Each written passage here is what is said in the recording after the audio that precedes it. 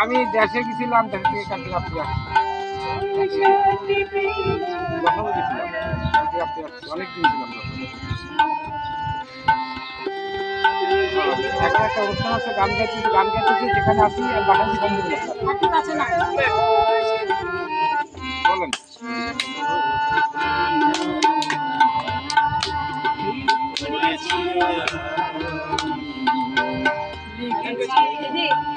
গেলাম ওই যে বাচ্চারা দাঁড়া বসো। আপনি তো আজকে তারান্নের ইয়া পাইছেন, গিফট পাইছেন।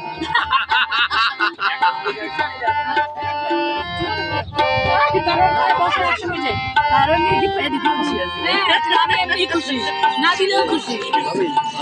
কালকে এমন অ্যাওয়ার্ড পাই, এত সুন্দর অ্যাওয়ার্ড পাইছে আল্লাহ। নিসর্গ নীলিমা এই অ্যাওয়ার্ডটা দিল।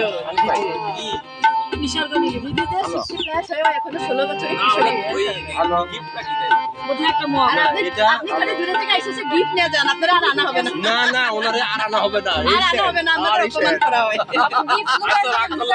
আমি পাই না।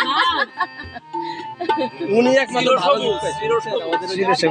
মানে দিদি সেই গিফট পাওয়ার আমরা আবার সবাইকে আলাদা ট্রিট দিতে হইছে। না, আমার ইমপ্রেশন আমাকে একদম